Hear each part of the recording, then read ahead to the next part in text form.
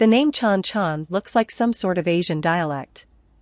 From Wiki, the name is probably derived from the Qingnam Jiang or Chang which means sun, from which Chan Chan would be literally, Sunday through Sunday.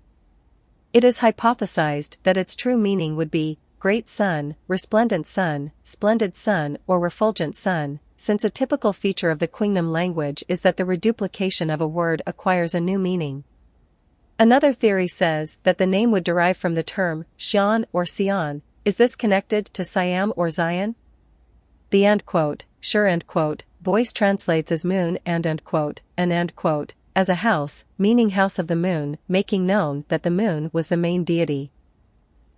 Again, Chan Chan was the largest city of the pre-Columbian era in South America. It is now an archaeological site in La Libertad region, 5 kilometers, 3.1 miles west of Trujillo, Peru.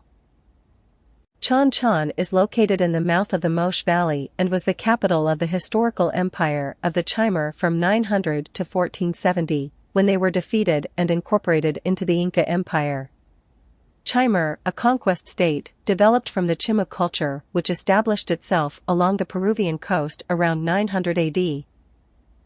Chan Chan is in a particularly arid section of the coastal desert of northern Peru. Due to the lack of rain in this area, the major source of non-salted water for Chan Chan is in the form of rivers carrying surface runoff from the Andes. This runoff allows for control of land and water through irrigation systems. I want to draw your attention to the Moche Valley, which according to Wiki, the pre-Columbian cultures Moche and Chimu emerged here.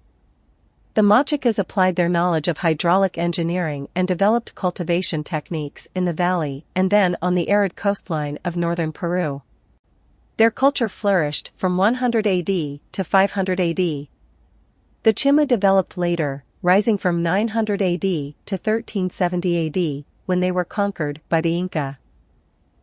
Moche is philologically identical Moche, Moses, MSE. According to Wiki, the Moche civilization, Spanish pronunciation, Mote, alternatively, the Mochica culture or the early, pre- or proto-Chimu, flourished in northern Peru with its capital near present-day Moche, Trujillo, Peru from about 100 to 700 AD during the regional development epoch. While this issue is the subject of some debate, many scholars contend that the Moche were not politically organized as a monolithic empire or state. Rather, they were likely a group of autonomous polities that shared a common culture, as seen in the rich iconography and monumental architecture that survives today. For those of you unfamiliar with spirit world, Moses and the concepts encoded in them are one of the keys to the universal system of priestcraft, so when I see it scattered about among the Americans, it's almost certainly a sign of diffusion, whether that be of cultures or forgeries.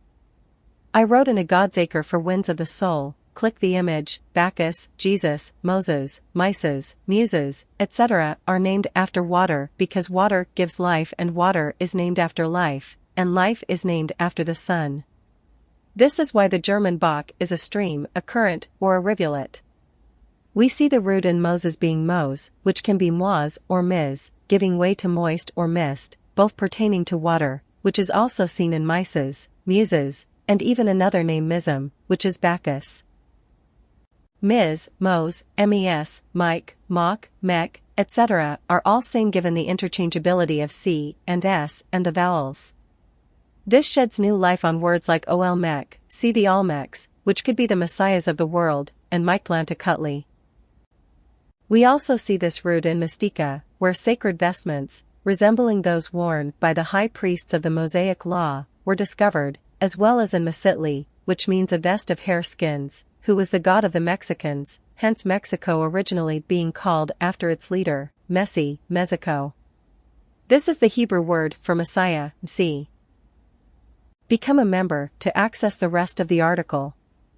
If you've never been a member and want a comped month to see if my work is a good fit for you, follow these simple instructions.